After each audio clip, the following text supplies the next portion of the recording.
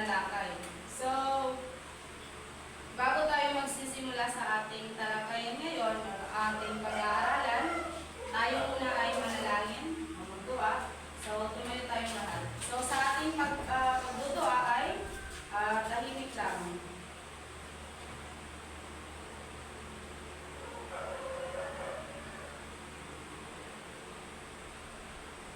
Okay, bago ko magsisimula sa aking talakayan, siguraduhin niyo muna wala kayong mga kalat sa inyong paligid. Wala ba? Wala po. Okay. So, tatandaan niyo isa sa mga rules ko na bawal mag-cellphone sa aking klase. Yes. Walang maingay at walang magkukwentuhan. Maliwanag, class? Yes. Opo. Okay. So, ang ating tatalakayin ngayon ay patungkol sa demand. So, kapag narinig nyo ang salitang demand, ano ang unang pumapasok sa inyong utak? Wala? Wala po. Okay, sige. Okay, bago natin sisimulan o tatalakayin ang demand, pag-aaralan muna natin or tuklasin muna natin ang ating layunin.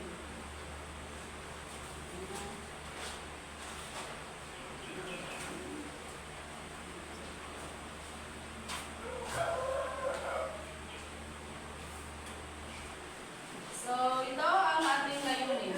Sa pagtatapos ng aralin, ang mga mag-aaral ay inaasahang una, natutukoy ang malawakang kahulugan ng demand.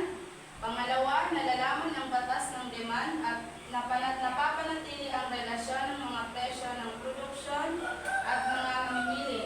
Pangatlo, nasusuri ang mga salik na nakakaapekto sa demand. So yan ang ating layunin na dapat matugunan ng inyong pag-iisip o yan ang dapat nating ma-apply sa ating sarili. No? So, yan, pagkatapos, may papakita ko sa inyo na larawan na kung saan tukuyin nyo o magbigay kayo ng opinion or kung ano yung nakikita nyo, maaari nyo sabihin sa akin, magbibigay kayo ng reflection kung ano ang naiisip nyo patungkol sa larawan nyo.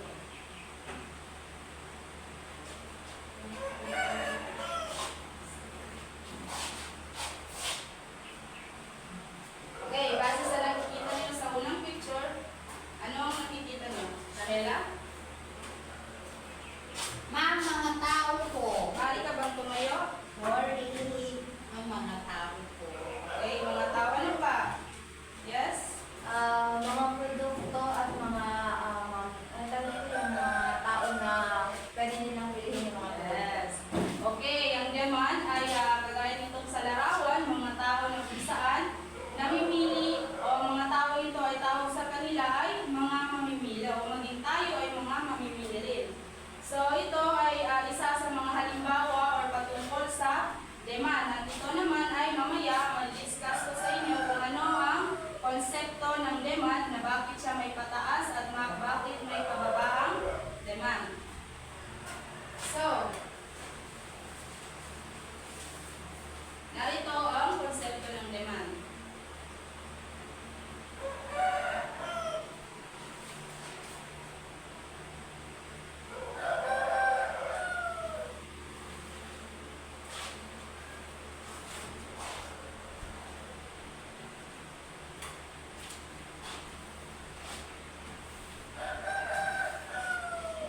Konsepto ng demand. Sino ba ang maaari makapagbasa? Okay, Stella.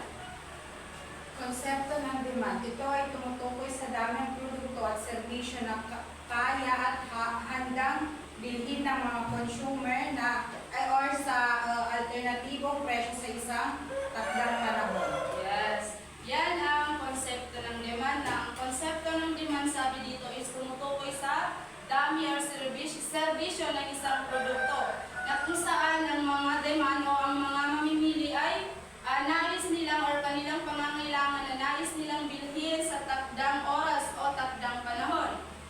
Tayo ba ay matatawag na demanding o mga taong mamimili? Yes. Yes, bakit?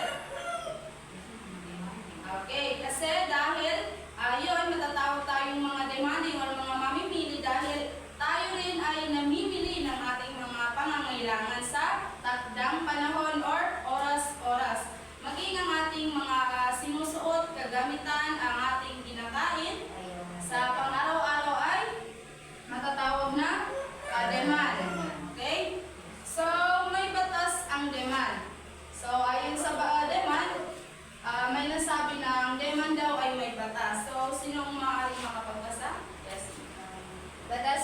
demand. Ang konsepto ng batas ng demand ay mayroong inverse o magkasalungat na ugnayan ang presyo sa quantity demanded ng isang produkto. Kapag tumaas ang presyo, mababa ang demand quantity. At kung mababa ang presyo, tataas ang quantity demand.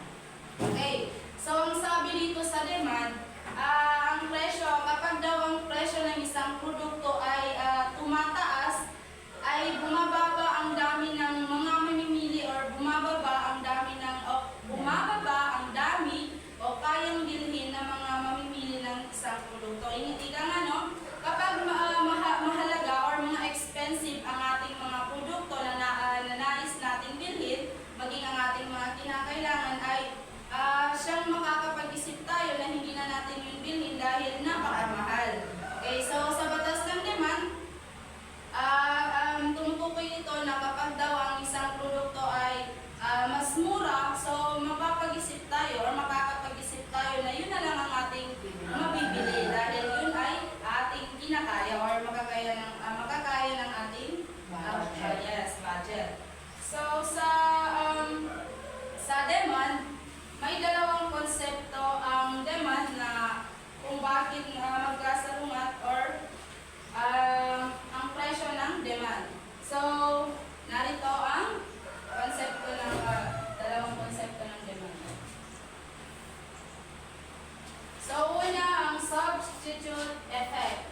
Sa konseptong ito, ang mga mamimili ay naghahanap ng pamalit na mas mura kapag ang presyo ng produkto ay tumataas ang presyo.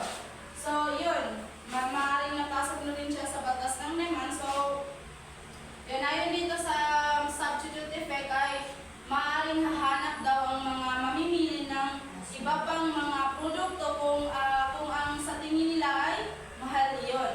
So, yun, or mataas yun. So, sa income effect naman, ipinapahayag rito na mas mataas ang halaga ng kinikita kapag mas mababa ang presyo ng isang produkto. So, sa income effect, when it comes sa akin, halimbawa, kapag ako ay isang negosyante or nagtitinda ng mga produkto, at kapag malaki ang aking kita or kinikita o aking kinikita is mas marami pang kayang bilhin or mas marami pa akong kayang bilhin sa mga na produkto na yun ay ibibenta sa mga susunod na araw. So yun yung sinasaad or konsepto ng income effect. So sa pagbaba ng presyo ng produkto, tataas ang kabilang produkto. So pagtataas ng tataas naman ang demand sa maliit na produkto ng presyo ng kaugnay o produkto ng serbisyo. So kung inyong iintindihin, madali lamang ang definition nito dahil sinasabi dito na kapag tataas ang presyo ng isang produkto ay bababa ang demand at kapag bababa ang presyo ng isang produkto ay tataas naman ang demand.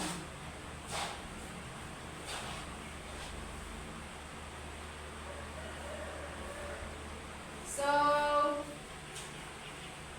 ngayon, tatalakayin naman natin ang patungkol sa demand curve.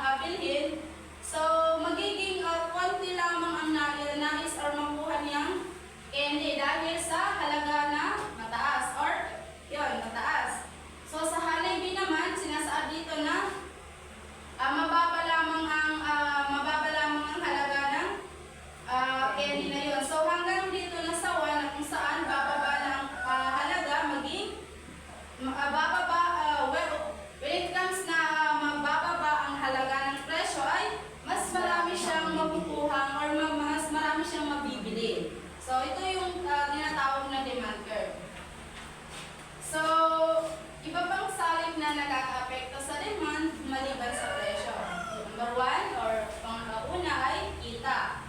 So, sinong maaaring makapagbasa? Sino?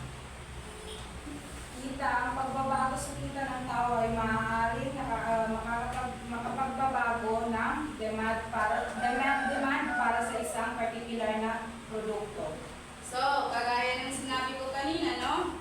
Kapag mas maraming kita ang isang negosyante ay mas marami siyang mabibili na mga produkto na yun ay ibebenta niya sa mga susunod na araw. So, yun yung definition or concept ng demand.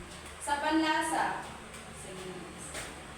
Panlasa. Karaniwang naayon sa panlasa ng mamimili ang pagpili ng produkto sa serbisyo. Ayon sa aking pagkakaintindi, ang panlasa is yung taste o yung gusto ng mamimili. Kunyari ako yung consumer or yung mamimili. Kung gusto ko tong damit na to or kung gusto ko to yung bagay na to, bibilin ko siya. Pero kung hindi ko gusto, hindi ko siya bibilin. So yun yung panlasa, yung taste ng isang consumer. Yes, very good.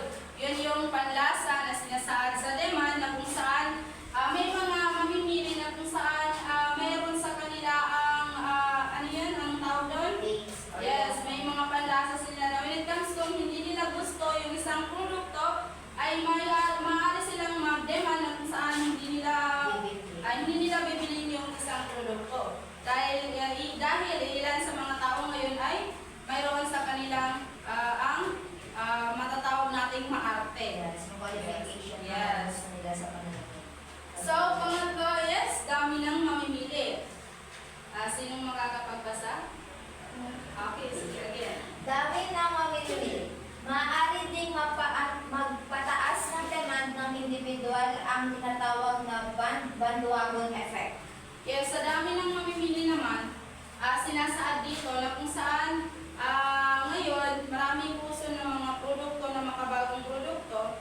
Halimbawa, ang iPhone ngayon, so nakikita naman natin ngayon na may mga new or may mga bagong palabas ang iPhone. So, sa mga iPhones na kung saan kung ating nakikita or nasusuri, kung nakikita natin na doon sa panindang iyon or doon sa nagtitindang iyon na maraming mga tao na bumibili, ay maaaring maging tayo ay mahikayat na bumili rin sa produktong iyon. So, yun yung dami ng mamimili. So, sa presyo ng kaugnay ng produkto sa pagkonsumo, masasabing magkaugnay ang mga produkto sa pagkonsumo kung ito ay komplementaryong mga produksyon, pamalit sa mga isa't isa. So, sinasaad dito na kung saan ang isang produkto is hindi siya magkaugnay kung walang isa o walang kaugnay. Halimbawa na lang sa kape at asukal. So, sa tingin nyo, makakapagkape ba kayo ng walang asukal? Di ba? Hindi. So, yun yung sinasaad dito na lahat ng mga produkto ay may kaugnay. So, yun yung halimbawa sa kape at asukal. So, naiintindihan ba, class? Opo. Yes, na. Okay, maliwanag. So, may ipapasagot ako sa inyo.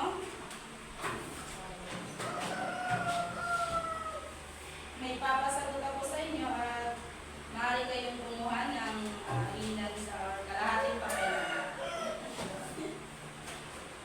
Ba't kayo tumatawa? May tata. Ma'am, excuse po. Sige, madali.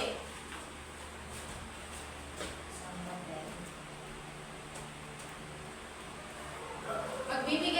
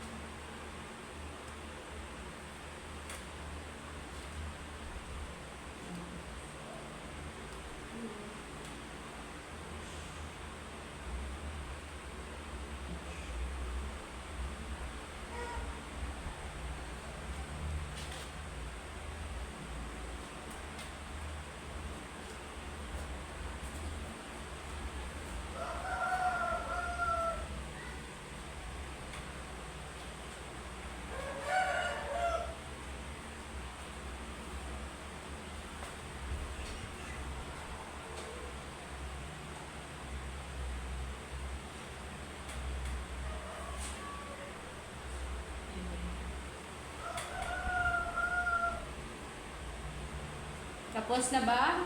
Yes, ma'am. Sa mga wala pang tapos, may isang minuto kayo.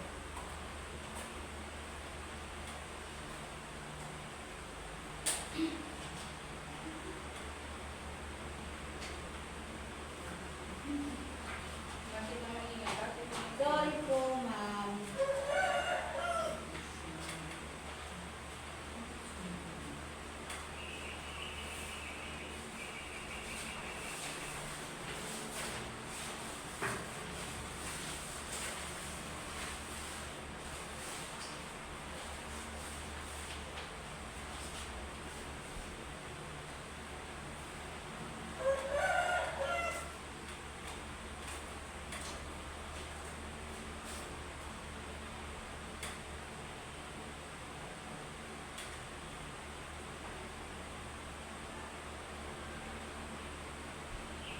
Tapos na ba?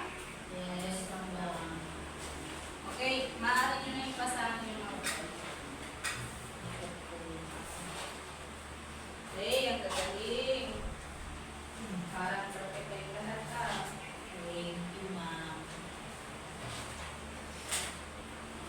Okay, so yung activities, pangbuko lang sa inyong mga natutulog na utak. Pero, base sa aking nakita, marami na nakikinig naman kayo at nakakasagot din naman. So, ngayon ay mag-proceed tayo sa ating talakayan na kung ano ba ang nakaka-apekto sa pagbabago ng demand sa isang produkto.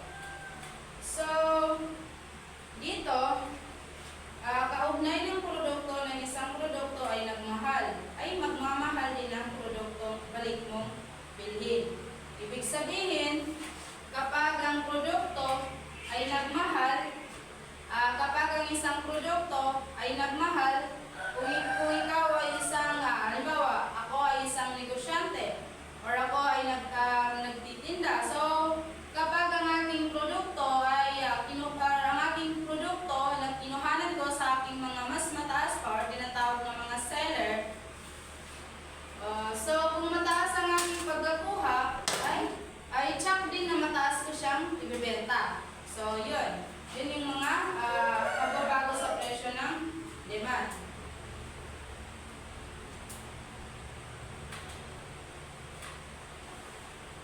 So, dito, sinasabi dito sa pagbabago sa presyo, halimbawa, kung ikaw ay isang mamimili na ang gusto mong bilhin ay cake, sa nais ng iyong panlasa or gusto ng iyong panlasa or gusto ng iyong panlasa ay dahil sa may kamahalan, so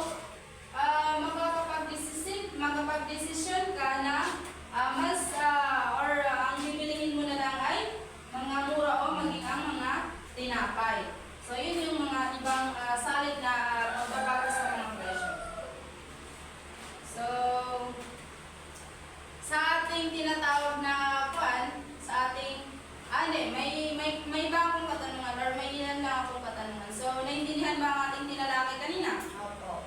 So, kung naintindihan niyo ang aking tinalakay, tatakpan ko muna itong sa likod ko. Maaari niyo bang maibigay ang apat na salit na nakaka-apekto? So, kung hindi niyo na, maaaring dalawa na lamang doon sa apat na salit na nakaka-apekto. So, Sara. Apat na salit. Yung kita at saka yung panlasa. Okay, kita at panlasa. Very good. So, totoo nga nakinig kayo sa ating mga tinalakay kanina. So, ngayon, may gagawin tayo or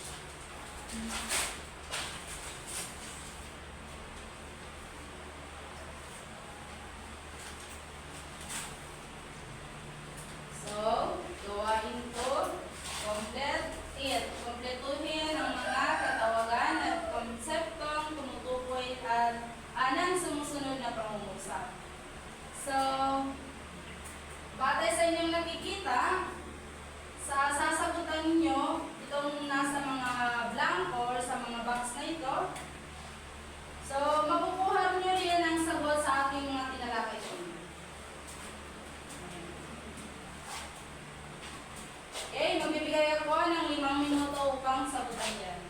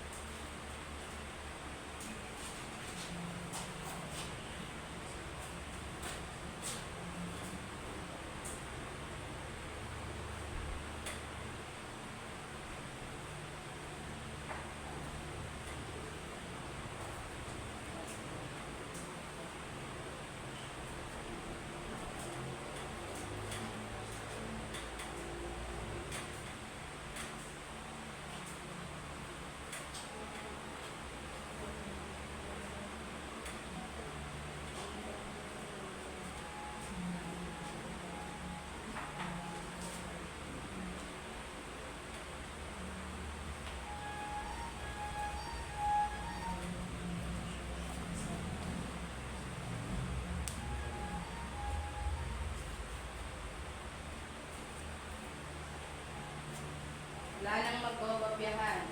Napakadali lamang ng gawain yan.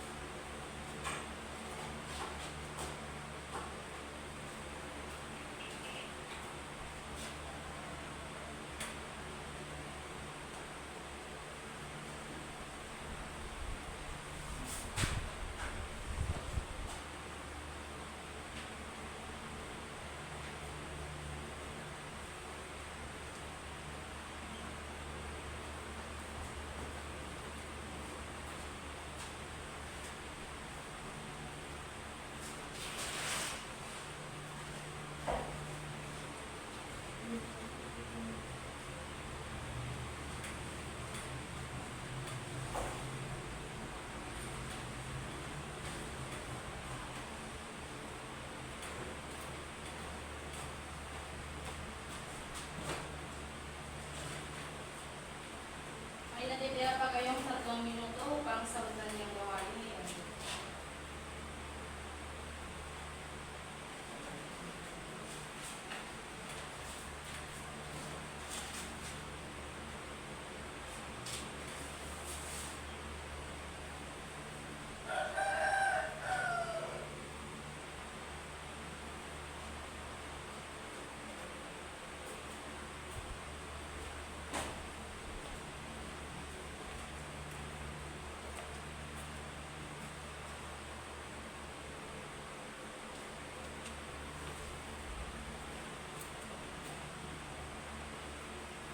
Isang minuto na lamang makakalipas.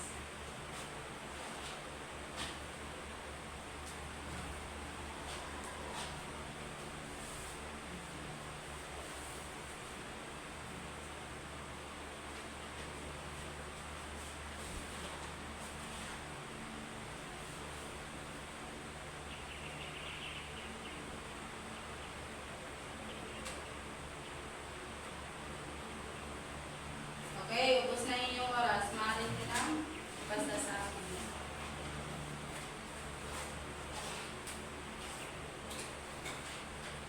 Okay, sa ating huling talakayan o pag-aaralan, dito na lang magtatapos ang ating aralin.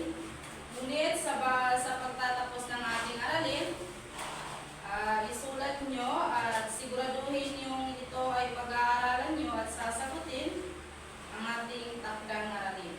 Maliwanag, class? Opo. Okay, good.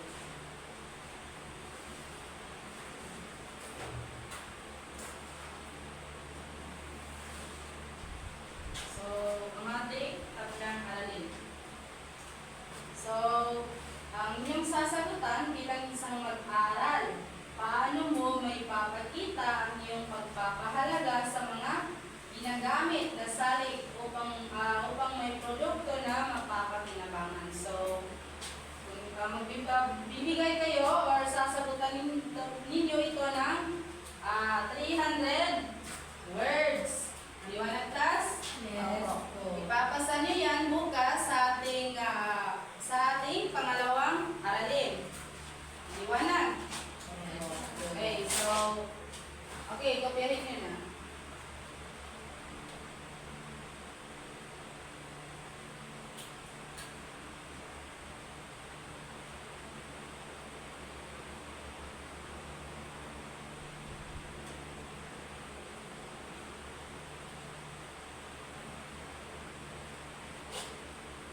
Tapos na?